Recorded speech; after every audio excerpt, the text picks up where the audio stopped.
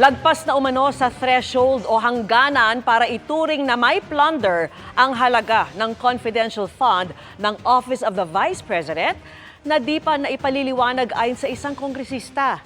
Dagdag sa mga alegasyon laban sa bise ang pagbibigay umano niya ng 50,000 piso kada buwan sa isang dating Education Undersecretary na tinawag niyang halimbawa ng walang kredibilidad. Nakatutok si Oscar Oida. Sa loob ng 9 na buwan mula February hanggang September 2023, habang nanunungkulan bilang head of the procurement entity ng Department of Education o DepEd, buwan-buwan umano nakakatanggap ng envelope si dating DepEd Undersecretary Gloria Jumamil Mercado. Ang laman, tig 50,000 pesos kada envelope.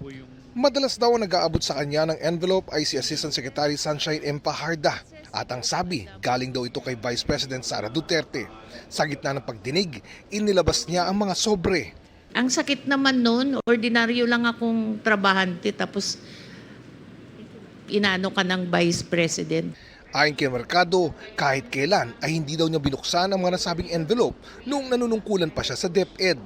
Nang magretiro na, I sought some advice and they just advised me to donate it to a non-government organization, which I did. And that's the only time that I opened those envelopes in front of the people that I was donating it. And it was 50,000 per envelope. The reason why you are considering all these concerns is because you believe that the envelope is a bribe. Do you agree? Yes or no, ma'am? It's kind of harsh word to use, bribe, because if Or should I say, Oh, it is a means to influence your decision being the hope? It could be. sa isang press conference, tinanong ng media si VP Sara Duterte tungkol sa aligasyong ito ni Mercado. Dapat siguro kung mag-akusa siya ng ganyan, dapat may papel siya. Tulad ng ako, pag inaakusahan ako, pag sumasagot ako, binibigay ko yung papel.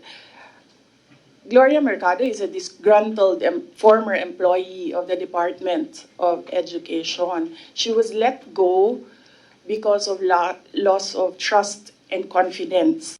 Inilabas ng OVP ang isang liham na pirmado ni Mercado kung saan ay binanggit ang pangalan ni Vice President Sara Duterte.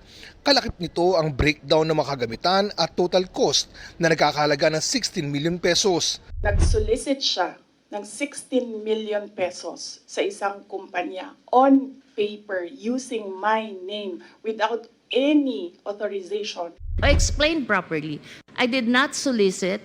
There's no money involved there. These are equipments. Walang cash po doon. Equipment siya na ito-turn over sa DepEd. So I feel very sad that up until now, the BP has not been appraised as I explained it to her people. Sa kanyang opening statement naman, sinabi ni Congressman Joel Chua na may mga naririnig siyang akusasyon at insinuations sa kanilang komite na ito raw ay isang political exercise o atake sa isang individual. Klinaro ni Chua na nais lang daw ng komite na matiyak kung paano nagastos ang sinasabing confidential fund ng OVP.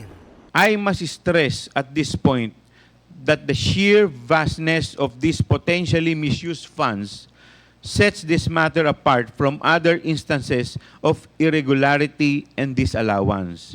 These amounts easily surpass the threshold for the crime of plunder under our laws.